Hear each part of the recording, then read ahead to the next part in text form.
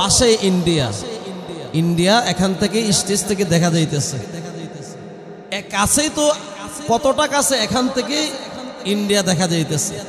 এত সীমান্তবর্তী একটি এলাকার মধ্যে এত বড় একটা কোরআনের আয়োজন আল্লাহ তাআলা আপনাদেরকে উপহার দিয়েছেন।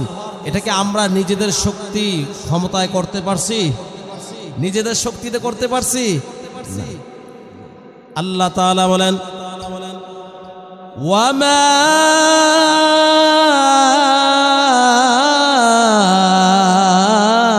উবাররিউ নাফসি ইন্নান নাফসা লাআম্মারা ইন্নান নাফসা লাআম্মারাতুম বিসসূഇ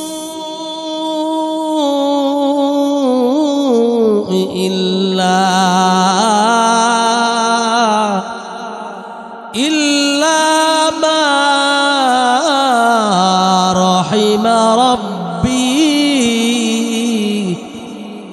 আল্লাহ তাআলা বলেন, ও কৃষ্ণগড়ের মুসলমান,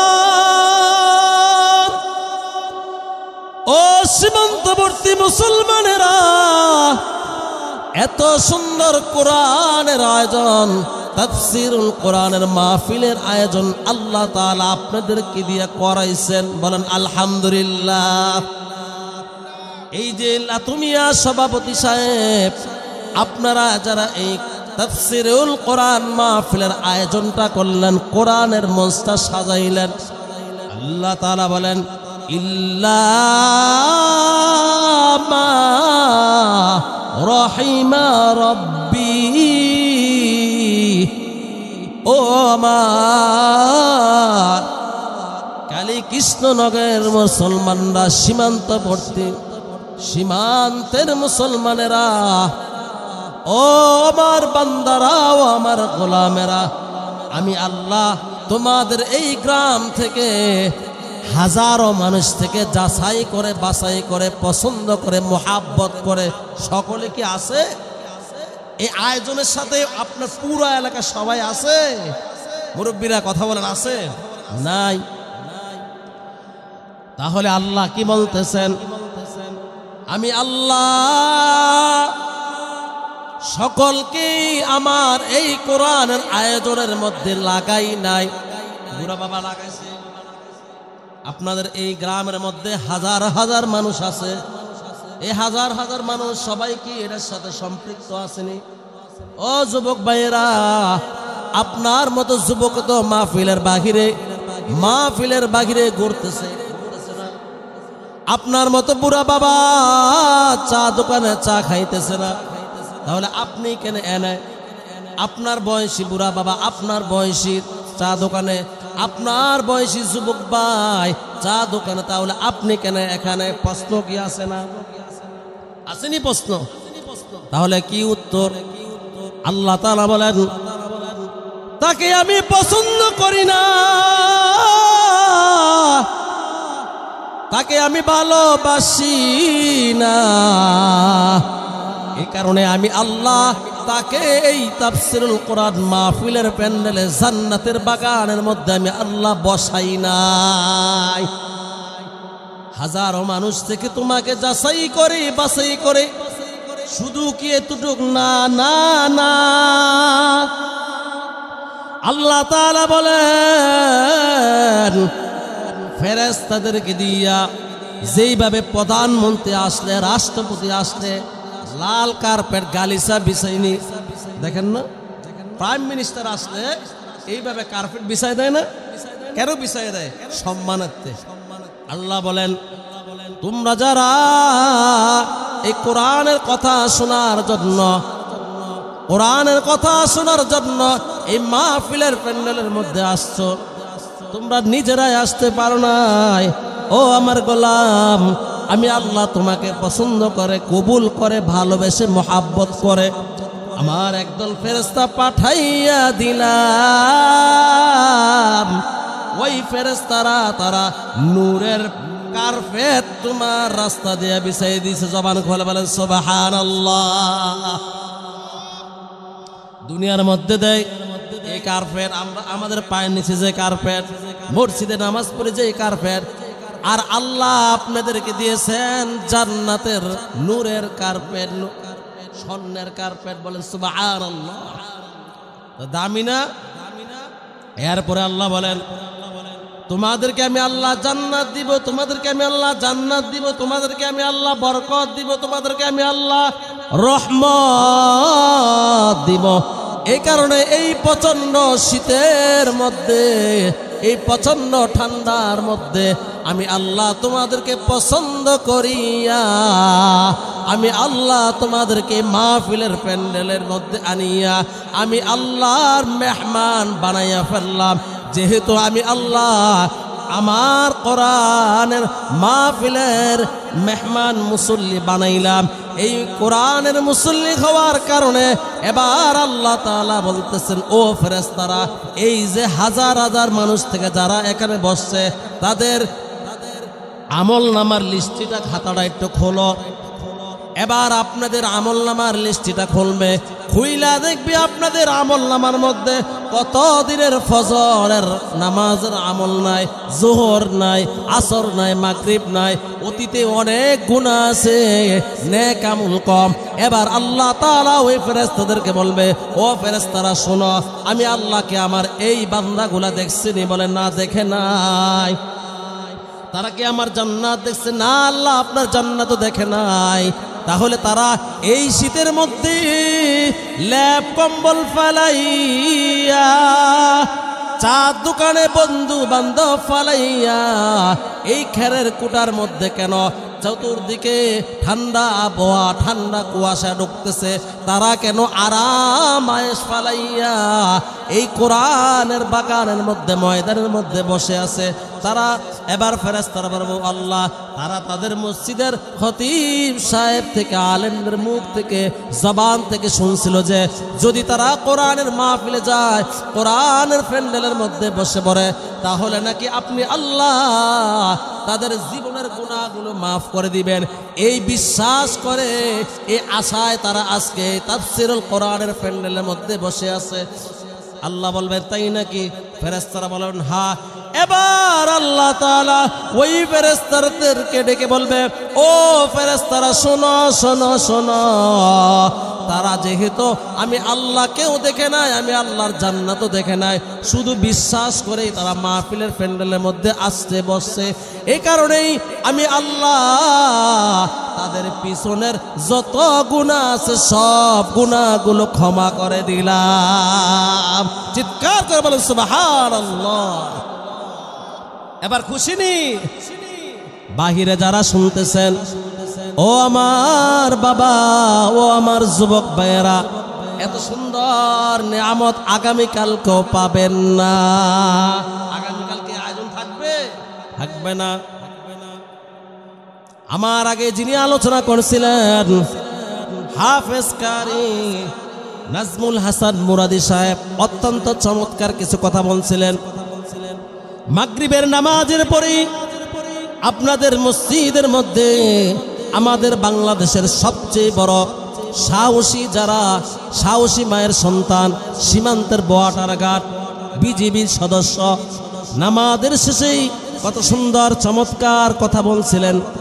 কথাগুলো আপনারা যারা শুনছেন তারা কি বুঝছেন জানি না, তবে আমার ওই বিজিবির ওসির কথাগুলো আমার অন্তরের মধ্যে গেঁথে গেছে।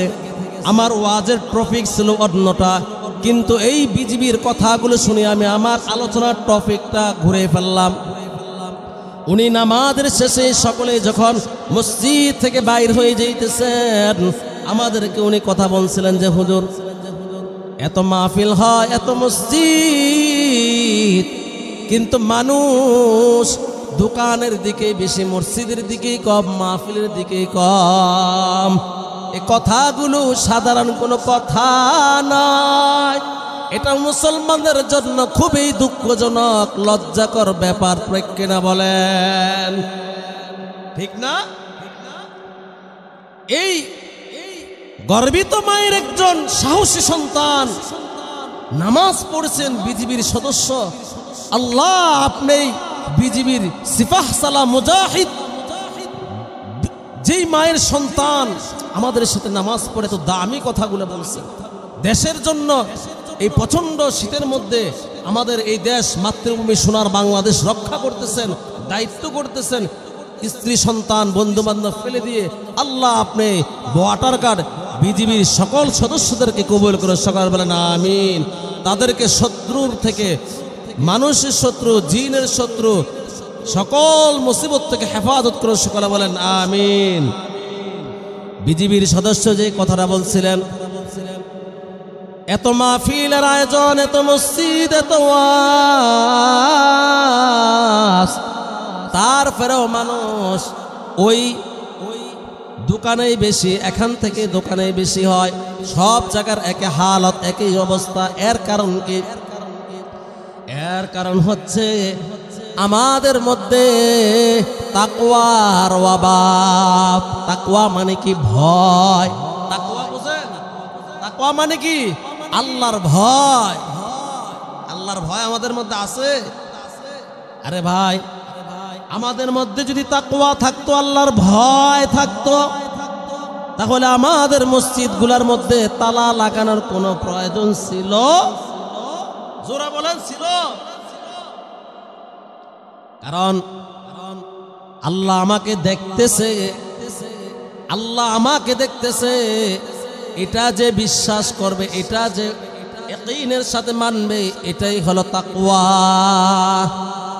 আরে ভাই, আমাদের তাকওয়া না বললেই চলে, আমাদের মধ্যে নাই। আমাদের মসজিদগুলোর মধ্যেও মাইক শুরু হয়ে যায়। আশ্চর্যের বিষয়, মুসলমানের সবচেয়ে বড় পবিত্র স্থান এখনো নিরাপদ আছে।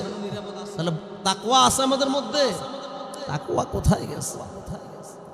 আজকে যদি আমাদের মধ্যে তাকওয়া থাকতো, আমাদের মধ্যে যদি আল্লাহর ভয় থাকতো, তাহলে আজকে আমাদের দ্বারা কোনো ভাই কষ্ট পাইতো না।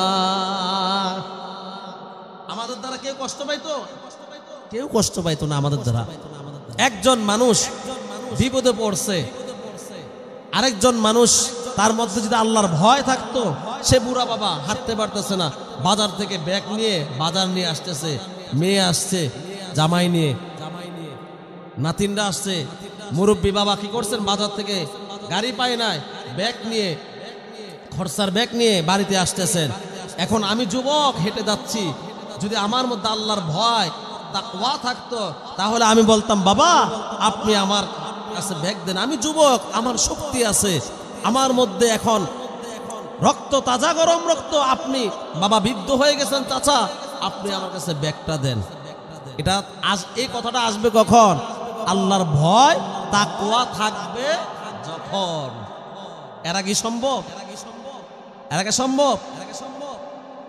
যদি আমরা যারা বুড়া বাবা আছে, এখানে তো মুরব্বীদের সংখ্যায় বেশি, আমি আপনাদেরকে বলবো, ও বাবা, আপনাদের পায়ের মধ্যে আমার হাত রাখলাম, বাবা আপনার ছেলে আপনার কথা শুনে, আপনার কথা অবশ্যই আপনার ছেলে শুনে, আপনি আপনার ছেলেকে বলবেন, বাবা যদি তোমার সন্তানটাকে আদর্শ বানাইতে চাও, তোমার সন্তানটাকে যদি তুমি আদর্শবান বানাইতে চাও, তাহলে তার মধ্যে তাকওয়া ফিট করে দাও, আল্লাহর ভয় ঢুকাইয়া দাও। যদি আল্লাহর ভয় তার মধ্যে ঢুকাইতে পারেন বাবা, সে ডাক্তার হবে, মুসলমানের গৌরব।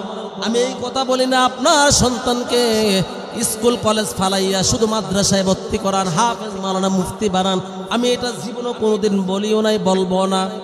আপনার সন্তান স্কুলে পড়ে এটা দরকার, আপনার সন্তান কলেজে পড়ে এটা দরকার, আপনার সন্তান ইউনিভার্সিটিতে পড়ে এটা দরকার।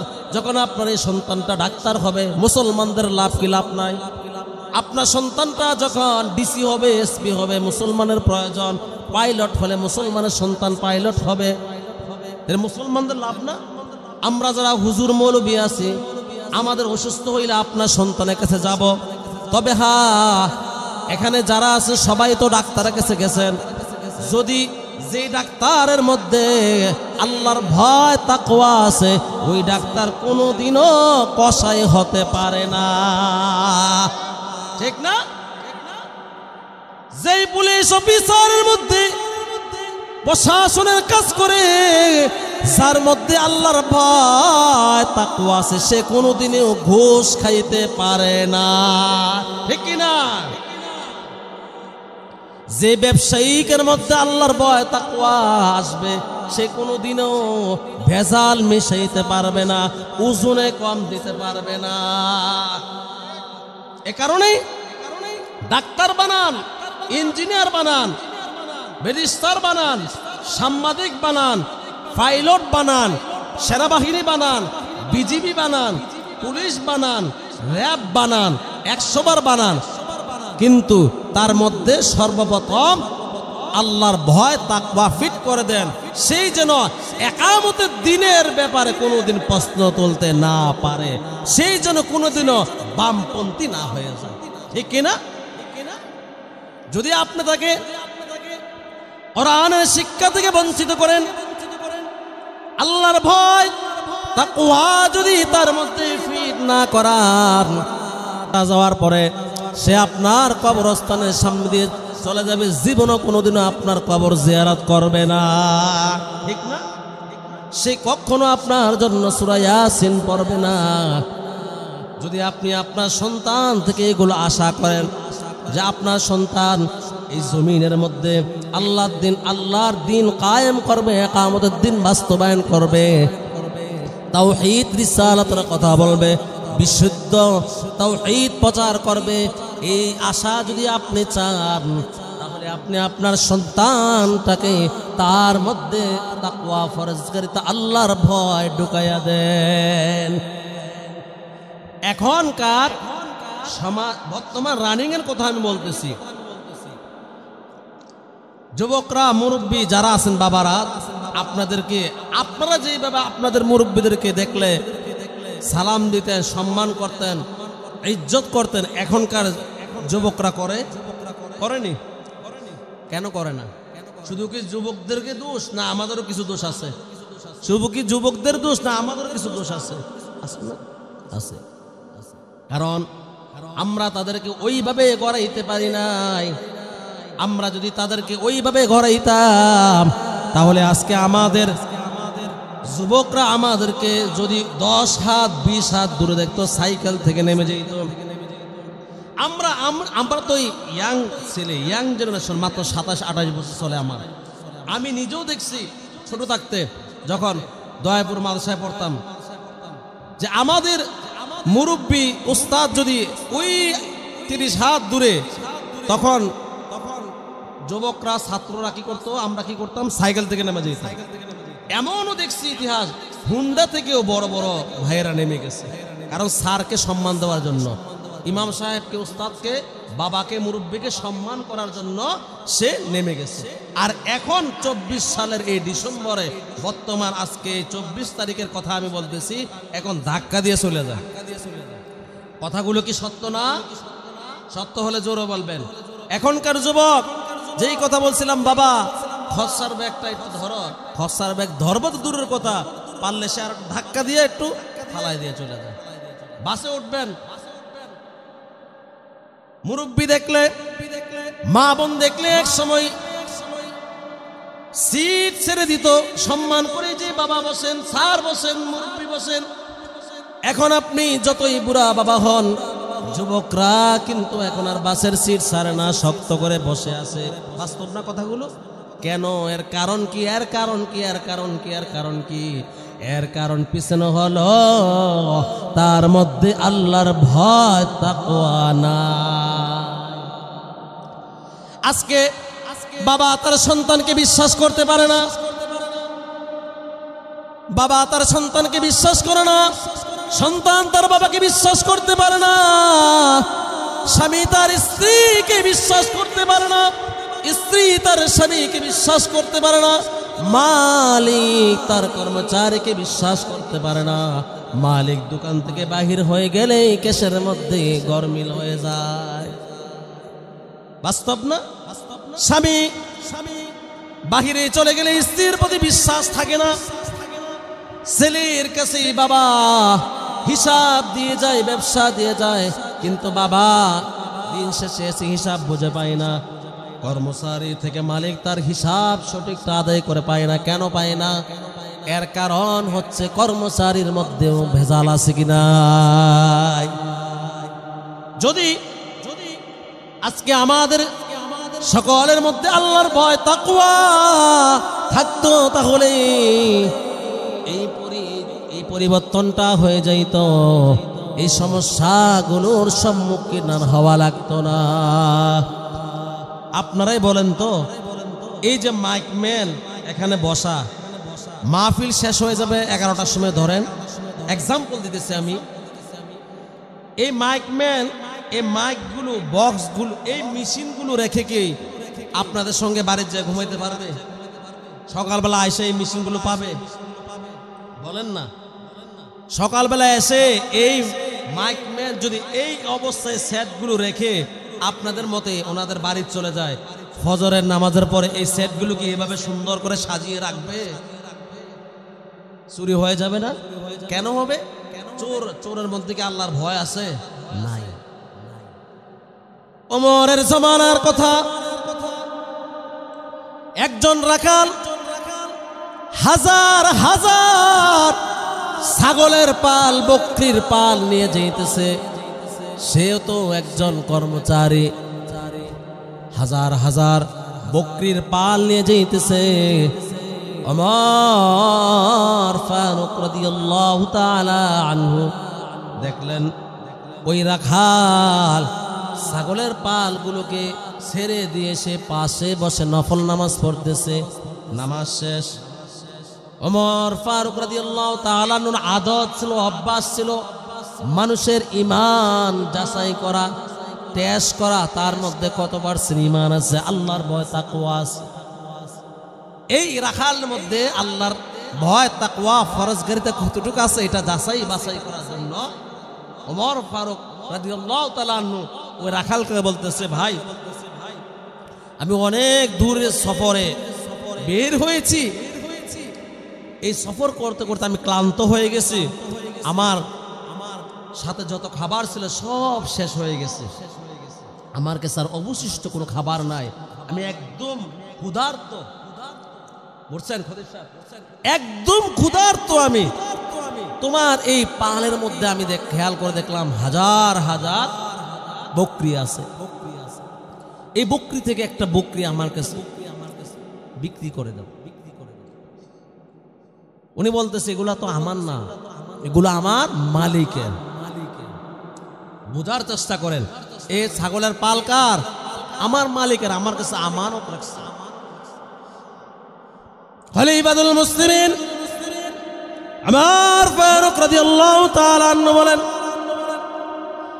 ও রাখাল, তোমার মালিক তোমার কাছে হাজার হাজার বকরির পাল দিয়েছে, এর মধ্যে যদি একটি বকরি তুমি আমার কাছে বিক্রি করে দাও, তোমার মালিক বুঝতে পারবে না, টের পাবে না।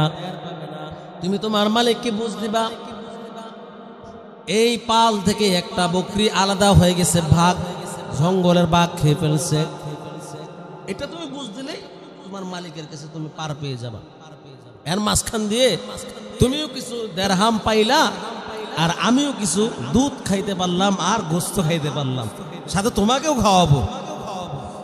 খলিফাতুল মুসলিমিন ওমর ফারুক তার তাকওয়া পরীক্ষা করতেছেন।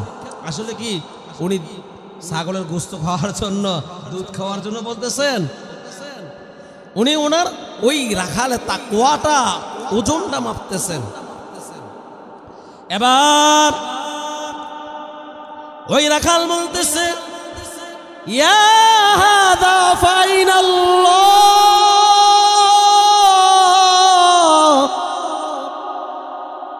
হে প্রতীক, আপনি কি? আমি আপনাকে চিনি না, আমি আপনাকে কোনোদিন দেখি নাই, আমি আমার মালিকের আজকে 10-12 বছর ধরে আমার মালিকের আন্ডারে কাজ করি, এই 12 বছরের মধ্যে আমি আমার মালিকের কোনোদিন আমানতের খেয়ানত করি নাই, কোনোদিন আমি আমার মালিকের আমানত খেয়ানত করি নাই। কেনই বা খেয়ানত করব? কারণ আমার মালিক এই জায়গায় নাই। আপনার কথার যুক্তি আছে, লজিক আছে। আমার মালিক অনেক দূরে, কিন্তু আমার মালিক, আপনার মালিক, আমার মালিকের মালিক আমার আল্লাহ তো দেখতেছে।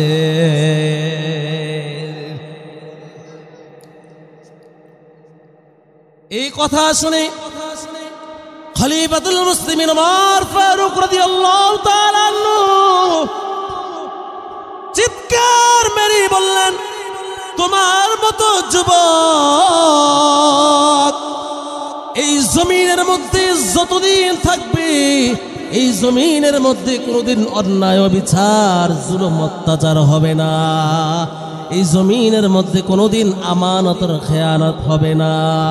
ও মুসলমান ইমানদার, আল্লাহর গোলাম, যেই কথাটা বলতেছিলাম আমার আলোচ্য বিষয় ছিল একটা, কিন্তু আপনাদের এই মসজিদে মাগরিবের নামাজ পড়ার পর, নামাজ পড়ে যখন স্টেজে আসব, এই মুহূর্তে একজন বিজিবি সদস্য বয়াটার গার, এই সাহসী মায়ের সাহসী সন্তান, উনি যে কথাটা বলছিলেন যে হুজুর এত মানুষ কিন্তু মসজিদের মধ্যে মানুষ পাওয়া যায় না, বাজারের মধ্যে মানুষ, ঘাটের মধ্যে মানুষ, বিভিন্ন দোকানের মধ্যে মানুষ, কিন্তু মসজিদগুলা খালি কেন? কারণ হচ্ছে মানুষ যতই দেখেন মানুষের মধ্যে আল্লাহর ভয় তাকওয়া পরিপূর্ণ নাই। যদি ভয় তাকওয়া থাকতো তাহলে এই মসজিদের এক কাতারও খালি থাকতে পারতো না। ঠিক কিনা? আপনাদের যে মসজিদ, এলাকার সব মানুষ যদি মাগরিবের নামাজ পড়তো, আপনারাই বলেন মসজিদ, এত বড় মসজিদ, এত সুন্দর মসজিদ, এই মসজিদই কি কাতার খালি থাকার কথা ছিল? কাতার খালি থাকার কথা ছিল না। ওই বিজিবি সদস্যের কথাটাই মনে পড়ে গেল যে আজকে আমাদের মধ্যে তাকওয়া না থাকার কারণে, আল্লাহর ভয় না থাকার কারণে এই অবস্থা। আরেকটা কথা বলছিলেন উনি যে এত ওয়াজ হওয়ার পরেও পরিবর্তন কেন নাই? বিজিবি সদস্য ভাইয়ের কথাটা লজিক যুক্তিক একটি প্রশ্ন উনি ছুড়ে দিয়েছেন। ভাই অত্যন্ত নামাজি ব্যক্তি, আল্লাহ ওনার মা বাবাকে যদি বেঁচে থেকে দীর্ঘ হায়াত দান করেন, সকল বলেন আমিন। যদি না থাকে আল্লাহ তাআলা ওনার মা বাবার কবরটাকে যেন আমাদের এই যারা আমরা উপস্থিত হয়েছি, এত সুন্দর কোরআনের আয়োজন যারা করেছেন, আল্লাহ তাআলা প্রত্যেকের মা বাবার কবরগুলা যেন জান্নাতের উচ্চ মাকাম জান্নাতুল ফেরদাউস নসিব করেন, সকলে বলেন আমিন। এত ওয়াজ হওয়ার পরে কেন পরিবর্তন হয় না? এর অনেকগুলোই যুক্তি, এর অনেকগুলোই উত্তর আছে। এর মধ্যে আমি সহজ একটা উত্তর দিয়ে আমার মূল আলোচনার দিকে আমি চলে যাব। সহজ উত্তরটা হলো, আপনার মোবাইলের মধ্যে 8 GB মেমোরি চিনেন তো? মাশাআল্লাহ, মানুষকে মোবাইল দিয়ে মেমোরি দিয়ে যুক্তি দিয়ে ওয়াজ করাইতে সুবিধা বেশি। কারণ এই অস্ত্র নাই এমন কোনো ব্যক্তি নাই, এই মোবাইল শরীফটা নাই এমন কোনো মানুষ নাই। কিন্তু কোরআন সহি শুদ্ধভাবে এত মানুষও পারে না যত মানুষ মোবাইল চালায়। ঠিক না? আমার কথা রাগ করেন বাবারা, আমি আপনাদের ছেলে, আমি আপনাদের নাতি, আমি আপনাদের ছোট ভাই। আমার কথাগুলো যদি আপনারা কষ্ট পান মাফ করে দিন। আমি কথাগুলো যদি অযৌক্তিক বলি আপনি আমাকে প্রশ্ন করেন, আমি সুন্দরটাই বলবো। আমরা যেই পরিমাণ মোবাইলে বুঝি ওই পরিমাণ কোরআন বুঝি, ওই পরিমাণ কোরআন আমরা কি বুঝি? অথচ আমাদের কোরআনটা না ওই পরিমাণ বোঝার দরকার ছিল। কি বলেন বাবা? মারা গেলে মোবাইল কি আপনাকে কিছু করতে পারবে? যে কোরআনটা যদি পড়ে যায় এটাকে কাজে লাগবে না? কোরআনটা আপনার কবরে আলো হবে। সুবহানাল্লাহ। নামাজটা আপনার কোরআনের আলো হবে। কিন্তু এই মোবাইল আলো হবে? বরং এই মোবাইল অনেকের গজব হবে। কারণ মোবাইলে আপনি কি করতেছেন, যদিও মোবাইলটা আপনার কাছে হালকা, কিন্তু এই মোবাইলের ভারী ওজন আপনি নিতে পারবেন? যেই কথা বলতেছিলাম, এত ওয়াজ হওয়ার কারণেও মানুষ কেন পরিবর্তন হয় না, মানুষ কেন কোরআন মুখে হয় না, মসজিদ মুখে হয় না? এর কারণ হচ্ছে অনেকগুলা কারণ, এর মধ্যে ছোট্ট একটি কারণ আমি বের করলাম। সেটা হচ্ছে আপনার কাছে মোবাইল আছে 8 GB, এই 8 GB মোবাইলটা যদি ফুল হয়ে যায়, 8 GB মোবাইলটা ফুল হয়ে গেছে মেমোরি। এখন আপনি যদি কাবা শরীফের ইমামের কোরআন তেলাওয়াত ঢুকাইতে চান, ঢুকবনি। স্বয়ং যদি জিবরাইল আলাইহিস সালামের কণ্ঠের তেলাওয়াত আপনার মোবাইলে মেমোরি ঢুকাইতে চান, ঢুকবনি। কারণ কি? মেমোরি ফুল। কারণ কি? যদি মক্কার কাবা শরীফের ইমামের তেলাওয়াত না ঢুকে, মেমোরি ফুল হওয়ার কারণে যদি স্বয়ং জিবরাইল আলাইহিস সালাম যদি এসে ওনার কথাও আপনার মেমোরির মধ্যে ঢুকবে না, কারণ আপনার মেমোরি ফুল। ও মুসলমান ইমানদার আল্লাহর গোলাম, ঠিক সেম একই কারণ। আমার আপনার মেমোরিটা, আমার আপনার কলবটা গুনাহ করতে করতে করতে করতে করতে করতে করতে করতে গুনাহ করতে করতে আমার আপনার এই মেমোরিটা আমরা ফুল করে ফেলেছি, ঠিক না? হারামের গুনাহ করতে করতে আমাদের এই কলবটা দাগ লাগায় ফেলছি। আমাদের তো একটা মেমোরি আছে, মেমোরি না থাকলে আমরা কথা বলি কিভাবে? আমাদের এই মেমোরিটা গুনাহ দ্বারা বন্ধ হয়ে গেছে, লোড হয়ে গেছে। যতক্ষণ পর্যন্ত আমরা আমাদের এই মেমোরিটাকে পরিষ্কার না করব, যতক্ষণ পর্যন্ত আমাদের এই মেমোরিটাকে আমরা ডিলেট না করব, গুনাহগুলো আমরা না সরাবো, গুনাহগুলো আমরা পরিষ্কার না করব, ততক্ষণ পর্যন্ত আমাদের এই মেমোরির মধ্যে কোরআনের কথাগুলো ঢুকবে না, ঠিক না? এই যে যারা আপনারা বসলেন এখানে, এই কোরআনের কথাগুলো শোনার দ্বারা যেমনি ভাবে মোবাইলের ডিলেট অপশন দিয়ে টিপ দিলেই একটা ফাইল কেটে যায়, ডিলিট হয়ে যায়, এই কোরআনের কথাগুলো শোনার কারণে আপনাদের যত গুনাহ আছে এগুলো আস্তে আস্তে ডিলিট হইতেছে। বলেন সুবহানাল্লাহ। তাহলে ল্যাব কম্বল ফালাইয়া, বন্ধু বান্ধব ফালাইয়া, দোকানপাট ফালাইয়া আসার দ্বারা লাভ হইল নি, মেমোরি পরিষ্কার হইতেছে। মেমোরি যতক্ষণ পর্যন্ত পরিষ্কার না করবেন ততক্ষণ পর্যন্ত আপনার মধ্যে ইবাদতের মজা লাগবে না। যেমন মেমোরিটা ফুল থাকলে আপনি যদি যতই প্রযুক্তি দিয়ে ঢুকাইতে চান মেমোরির মধ্যে কোনো কিছু যেমন ঢোকা অসম্ভব, ঠিক তেমনি ভাবে তওবা না করা পর্যন্ত আপনার কাছে ইবাদতের মজা লাগবে না। তাহলে বুঝছেন না আমার কথাটা? বুঝছেন তো? আমাদের এই ভিতরে যে কলবটা আছে এটা পরিষ্কার করা লাগবে তো। এটা পরিষ্কার করবেন কি দিয়ে? সিরিজ কাগজ দিয়া। লোহার মধ্যে জঙ্গলে সিরিজ কাগজ দিয়া ঘষে। এখন এই আমাদের যে মেমোরি আল্লাহ কলব দিয়েছেন এটা পরিষ্কার করবেন কি দিয়ে? এটারও তো একটা কি দরকার, সিরিজ কাগজ দরকার আছে না? এখানে ময়লা থাকলে টিস্যু দিয়ে পরিষ্কার করি, কলবের ময়লা পরিষ্কার করা কি করবেন? জিকিরের ধারা। ওই যে বাবা বলে বেরিয়েছে, আল্লাহ এই বাবার হায়াতের মধ্যে বরকত দান করুন, আমিন। আলা বিযিকিরিল্লাহ, কলব পরিষ্কার হয় কিসের দ্বারা? জিকিরের দ্বারা। সকাল সন্ধ্যা যদি আপনি জিকিরের আমল, তাসবির আমল করেন তাহলে আপনার এই কলবটা পরিষ্কার করবেন কে? তাহলে আমাদের এই মেমোরি পরিষ্কার করার সিরিজ কাগজের নাম কি? জিকির, তাসবিহ। জিকির করবেন তো ইনশাআল্লাহ? দুই হাত তুলে আল্লাহকে দেখান।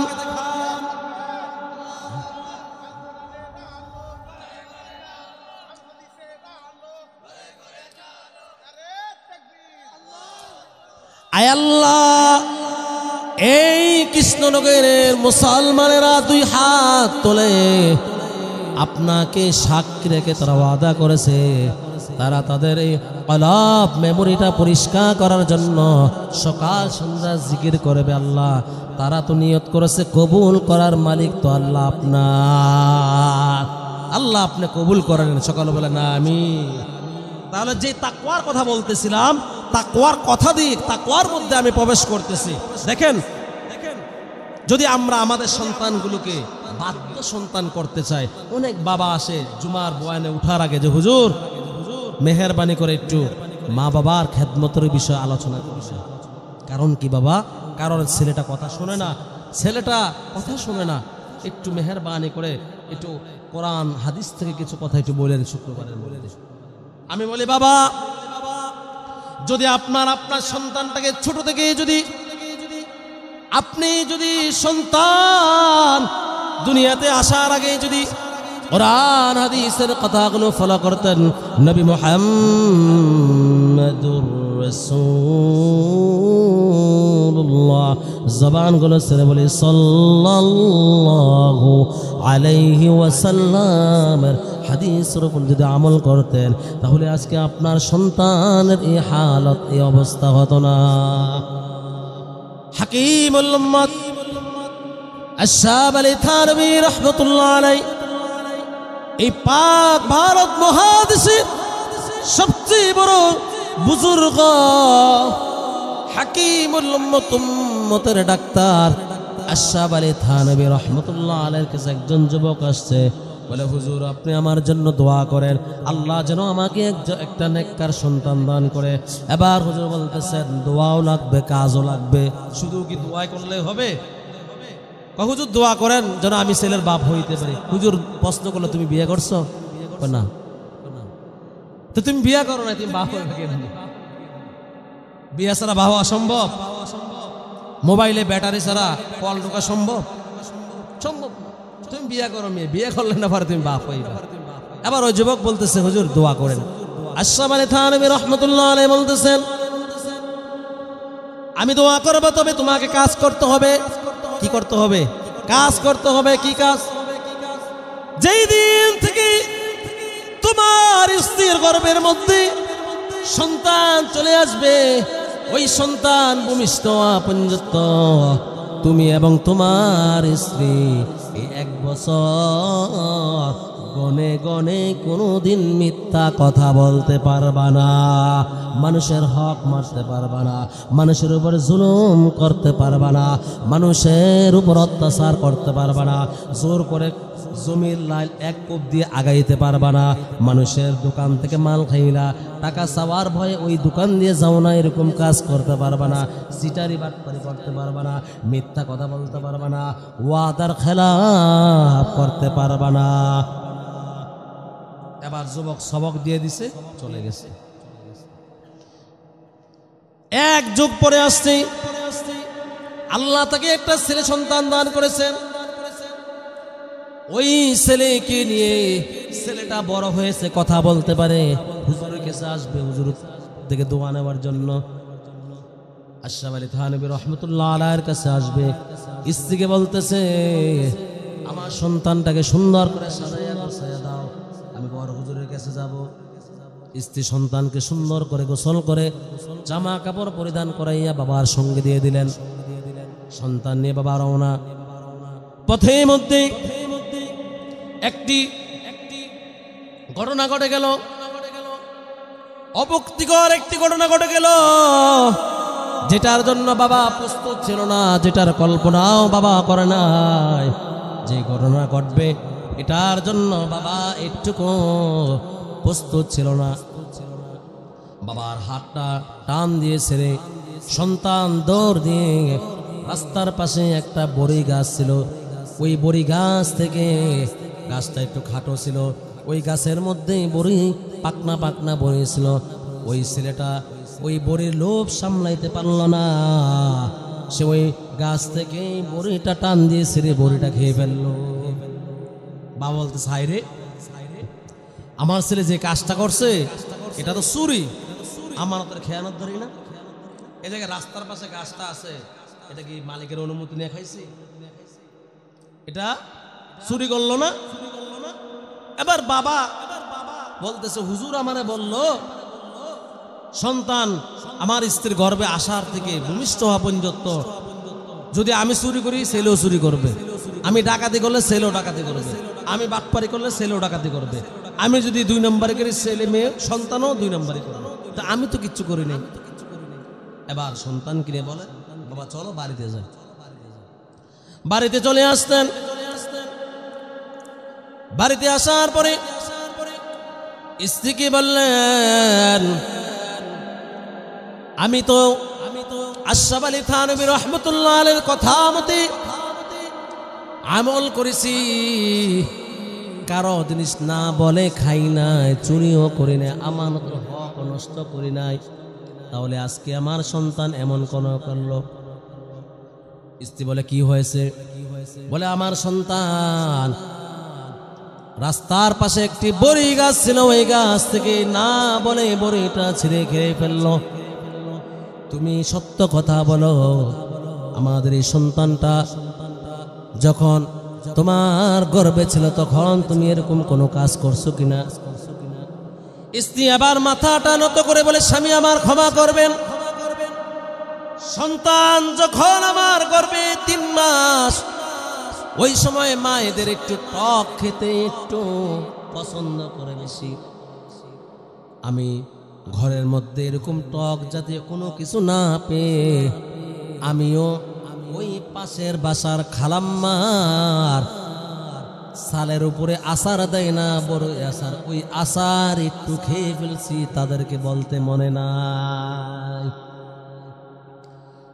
এবার ওই যুবক বুঝে ফেলল আশরাফ আলী থানভীর কথা তো সত্য, আমার স্ত্রী যদি আজকে এই অপরাধ না করত তাহলে আমার সন্তানও আজকে এই অপরাধ করত না। তাহলে এই ঘটনা থেকে আমরা কি শিখলাম? আমাদের কি শিকার আছে? আমাদের শিকার আছে অনেক কিছু। যখন আপনি দাদা, আপনি আপনার ছেলের জন্য মেয়ে আনবেন, আপনার ছেলের জন্য পুত্রবধূ আনবেন, আপনার ছেলের জন্য ঘরে বউ আনবেন, বউটা মধ্যে দিনদারিত্ব আছে কিনা, ফরজগারিতা আছে কিনা, সে সত্যবাদী কিনা, তার মধ্যে আল্লাহর ভয় তাকওয়া আছে কিনা, এটা যদি আপনি যাচাই না বাছাই না করেন তাহলে আপনাকেও এর জন্য খেসারত দিতে হবে। দিতে হবে না? আল্লাহ তাআলা বলেন, কু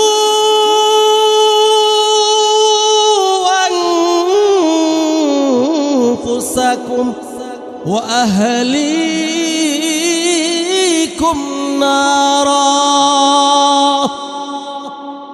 এই আহাল ছেলে সন্তান তাদের কৃতকর্মের জন্য তুমি বাবা, তুমি নানা, তুমি দাদাকে জবাবদিহি করতে হবে।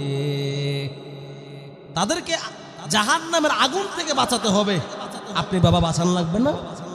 আপনার সন্তান কি করে, মেয়ে কি করে, আপনার মেয়েটাকে কার কাছে দিতেছেন, ছেলের জন্য কাকে আনতেছেন, এর জন্য আপনাকেও জবাবদিহি করতে হবে। হবে না? যদি আপনি ছেলের জন্য এমন মেয়ে নিয়ে আসেন, ও বাবা আপনি শ্বশুর, আপনি আজকে আপনার স্ত্রী থেকে খেদমত পান না, আপনার স্ত্রী শাশুড়ি, কিন্তু আপনার স্ত্রী খেদমত পায় না। বাবা বউকে দোষ দিয়ে কোনো লাভ নাই। আপনি শ্বশুর হওয়ার আগে, আপনি শাশুড়ি হওয়ার আগে এই জিনিসটা যাচাই করা দরকার আগেই ছিল। যদি এমন পুত্রবধূ ঘরে আনিতেন যেই বউ আল্লাহকে ভয় পায়, সে চিন্তা করত আমি যদি আমার শ্বশুরের খেদমতটা না করি, আমি যদি আমার শাশুড়ির হুকুমটা না মানি, তাহলে আমার ছেলেও বিয়ে করবে, আমিও শাশুড়ি হব, আমার ছেলের বউ আমারও কথা শুনবে না। ঠিক কিনা? কারণ আমরা নির্বাচন করার ক্ষেত্রে তো ভুল করে ফেলেছি। প্রথমেই তো আমরা ভুল করে ফেলেছি, এখন কেঁদে লাভ আছে? প্রথমে আমাদের দরকার ছিল কি? দোকানে কর্মচারী, দোকানে কর্মচারী রাখার আগে কি যাচাই করবেন তার মধ্যে দিনদারিত্ব তাকওয়া আছে কিনা। ছেলের জন্য বউ আনার জন্য কি দেখবেন, কোটি কোটি টাকা, কোটি কোটি টাকা দেখেন, সুন্দরী রূপবতী দেখেন, বাধা নাই, কিন্তু এর আগে দেখবেন তার মধ্যে আল্লাহর ভয় আছে কিনা। যদি আল্লাহর ভয় না থাকে, খোদার কসম বাবা, ও যুবক ভাই, আপনি স্বামী হবেন, আপনার পায়ে আমি হাত রাখি, আপনি বিদেশ যে চোখের পানি পালাইতে হবে। আপনি বিদেশে টাকা কামাইবেন, রক্ত ঘাম পানি করবেন, চোখের পানি আপনাকে পালাইতে হবে। আপনি বাবা, আপনি শ্বশুর হবেন, আপনাকে কাঁদতে হবে। আপনি শাশুড়ি মা, আপনাকে কাঁদতে হবে। যদি দায়ুস মেয়ে আপনার ঘরের মধ্যে স্থান দেন, আপনার ছেলেকে আলাদা করে ফেলবে, আপনাকে আলাদা করে ফেলবে, আপনাকে গ্রামের মধ্যে রেখে আপনার ফ্ল্যাটে লইয়া ঢাকা ফ্ল্যাটে কুমিল্লা থাকবে। বিশ্বাস না করেন না? সত্য নেই। কেন হইতেছে এগুলো? কারণ আপনি দায়ুস সিলেক্ট করছেন। দায়ুস, আপনার তো উচিত ছিল এমন বৌমা আনা যে সে নামাজ পড়ে কিনা, কোরআন তেলাওয়াত করে কিনা, আল্লাহকে ভয় করে কিনা, যার মধ্যে আল্লাহর ভয় থাকবে। খোদার কসম, আপনার জন্য গরম পানি করে দাও, এই কথা বলা লাগবে না। আপনি স্বামী ঘরের মধ্যে আসার সঙ্গে সঙ্গে বিচার নিয়ে, গ্যাঞ্জাম নিয়ে দাঁড়িয়ে থাকবে না। সে চিন্তা করবে আমার স্বামী সারাদিন কাজকর্ম করে এসেছে, দোকানপাট, চাকরি, বিভিন্ন পেরেশানি থেকে এসেছে। প্রথমে তাকে আমি সালাম দিয়ে গ্রহণ করি, তার হাত পাও গোলা ধুয়ে দেই, তাকে আমি সুন্দর একটা পরিবেশ তৈরি করে দেই। এইটা কে করবে? যার মধ্যে আল্লাহর ভয় থাকবে, সে না করবে। যার মধ্যে আল্লাহর ভয় সে করবে এগুলো। সে ঢুকলেই কইব আপনার মা এই করছে, আপনার বোনে এই করছে, আপনার ভাই এই করছে, আমি আর থাকলাম না, মিয়া বহুত থাকছি, আমি দেখে আজকে এতদিন টিকছি। অন্য কেউ হইলে আপনারা বহুত আগে রিজেক্ট দিয়া দেখে। সত্য না? এগুলো কেন হইতেছে বাবা? ওই তাকওয়া। কিসের অভাব? তাকওয়ার অভাব। তাহলে যে কথা বলতেছিলাম, সন্তানকে মানুষ করার জন্য, ভালো সন্তান পাওয়ার জন্য ভালো মায়ের ব্যবস্থা করতে হবে। ভালো মায়ের কি করতে হবে? ব্যবস্থা করতে হবে। ভালো মায়ের যদি ব্যবস্থা আমরা করতে পারি। এখন অনেকেই ভুল ধারণা, ভুল মেসেজ রাখেন। যদি আমি দিনদার, ফরজগার, নামাজি মেয়ে টোকাই, তাহলে অধিকাংশই গরিব, আমি কি করবো? আর যেগুলা টাকা মোটা টোটা আছে এগুলো তো সব না, পশ্চিম কেজির চিনিও না, সবাই না ভাই, আপনি আমার গালি দিয়ে না, সবাই না, মেজরিটি পার্সেন্ট তো এরকম। কি বলেন যুবক ভাইয়েরা কথা বলেন, সত্য না? মেজরিটি পার্সেন্ট এরকম হয়ে গেছে। কিছু বললে গায়ে লেগে যায়, কি করব এখন? কয় রাস্তা হাঁটতেছি, কয় কুয়াশা লাগে, কয় কুয়াশার চতুর্দিকে, আপনি ফলাইবেন কোন দিক দিয়া? তাহলে যে কথা বলতেছিলাম ভাই, যদি আপনি দিনকে প্রাধান্য দেন, দিনকে যদি প্রাধান্য দেন, কোরআনকে যদি আপনি প্রাধান্য দেন, হাদিসকে যদি আপনি প্রাধান্য দেন, তাহলে আপনার ফায়দা কি জানেন? যদি আপনি কোরআনের পথে থাকেন, হাদিসের পথে থাকেন, আলেমদের সাথে থাকেন, ওলি আউলিয়া পীর মাশায়েখ বুজুর্গ উলামায়ে কেরামদের সাথে যদি আপনি থাকেন, তাহলে আপনার ফায়দা হচ্ছে কি জানেন? 4টা পুরস্কার আল্লাহ আপনাকে দান করবে। বলেন সুবহানাল্লাহ। 1 নাম্বার, আল্লাহ আপনাকে একটা সুন্দরী, রূপবতী, গুণবতী স্ত্রী দান করবেন। সুবহানাল্লাহ। মুরব্বীরা বলবে আমরা তো শেষ, তা আমরা আমল করে কি করব? না, আপনাদের শেষ না, আপনাদেরকে আল্লাহ জান্নাতে দিবে। বলেন সুবহানাল্লাহ। আল্লাহ কবুল করুক। বলেন না আমিন। আমিন কইতে ডর লাগে। চাচি আপনাকে কিছু করবে না, চাচি আলোচনা শুনতেছে, কিচ্ছু করবে না, চাচিও থাকুক আপনার সাথে দোয়া করে। বলেন আমিন। 1 নাম্বার পুরস্কার হল আল্লাহ আপনাকে, ও যুবক ভাইরা,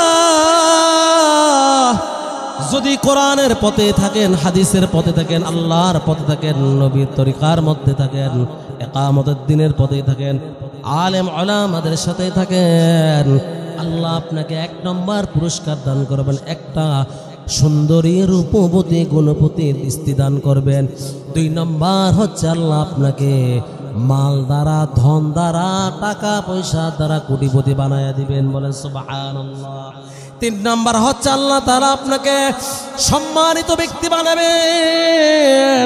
4 নম্বর হচ্ছে আল্লাহ তাআলা আপনার এলাকার মধ্যে আল্লাহ তাআলা আপনাকে সবার থেকে প্রতিষ্ঠিত করে দিবেন, বলেন সুবহানাল্লাহ। কাজ করতে হবে কি? ইয়া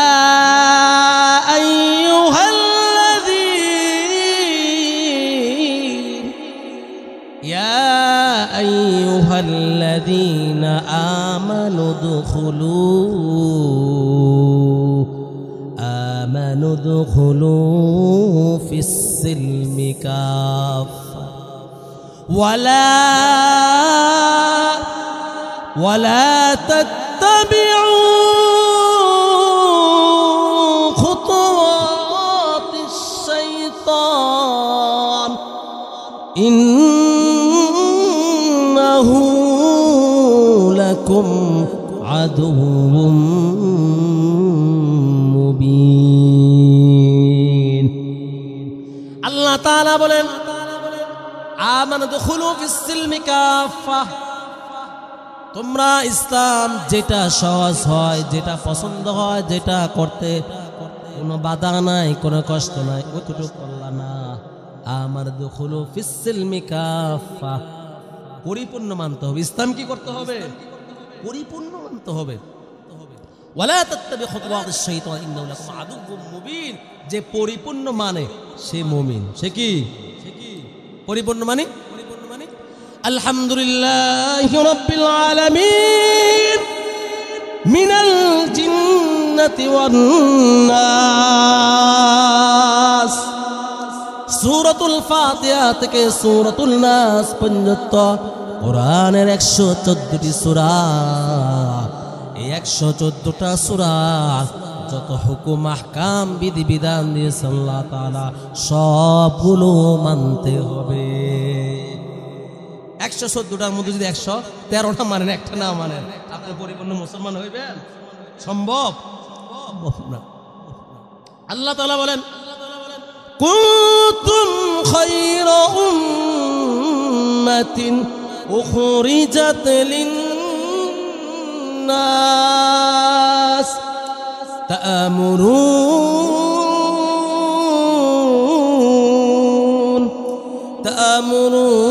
تأمرون بالمعروف وتنهون عن المنكر بالمعروف وتنهون عن المنكر। সৎ কাজ করবেন এবং অসৎ কাজ থেকে বিরত থাকবেন এবং থাকতেও বলবেন,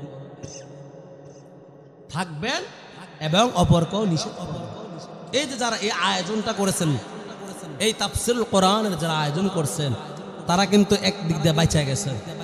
টাকা পয়সা বুদ্ধি পরামর্শ দিয়া সভাপতি সাহেব সহকারে কারি হাফেজ কারি নাজমুল হাসান মুরাদি সাহেব সহকারে একদিক দিয়ে কিন্তু আপনারা বেঁচে গেছেন। কিভাবে?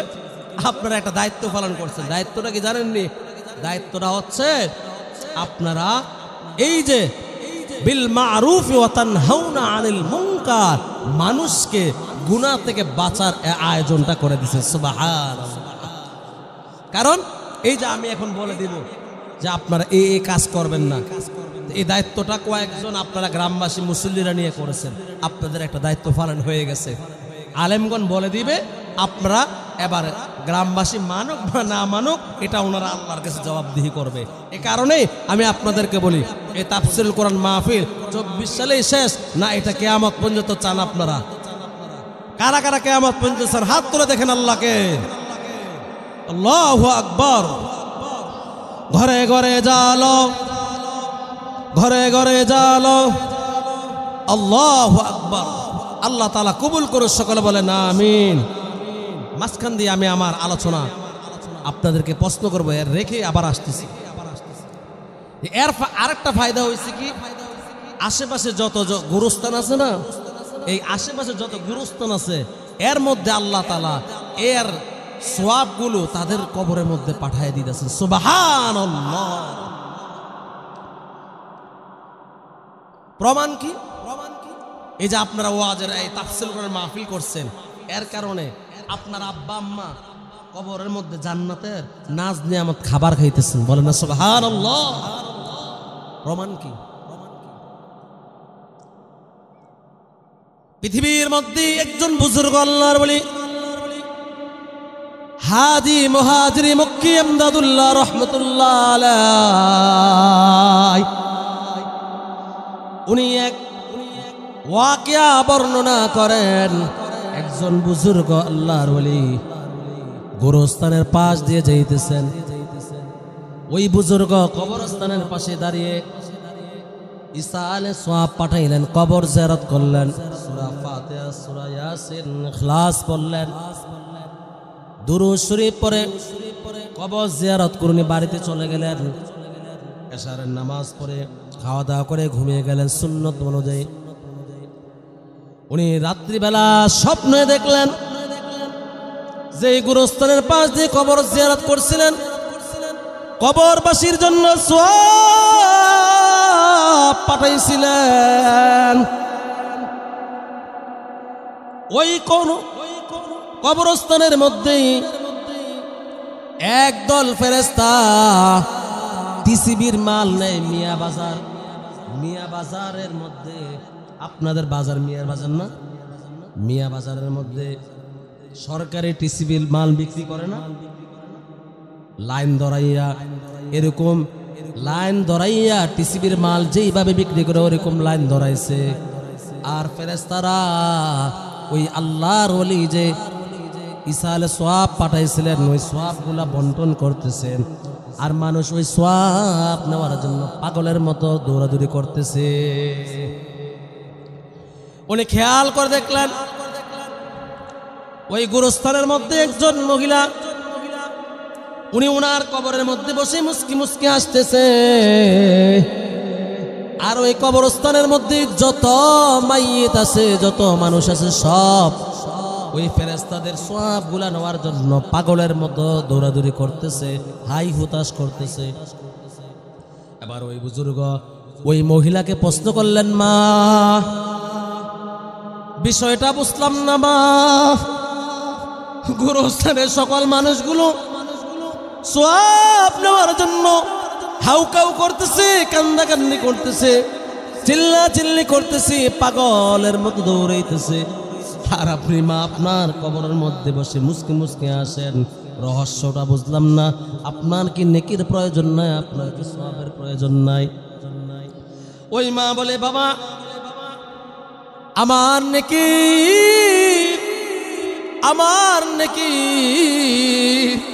প্রয়োজন হয় না, আমার নেকির দরকার হয় না।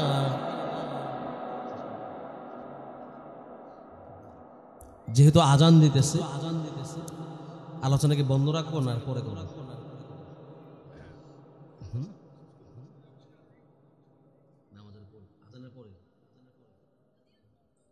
তাহলে আমি সংক্ষেপে এটা শেষ করে দিই। ওই মা বলতেছে, আমার একটা সন্তান আমি দুনিয়ার মধ্যে রেখে এসেছি। ওই সন্তানটা প্রতিদিন আমার জন্য এরকম ভাবে ঈসা আলাইহিস সওয়াব পাঠায়।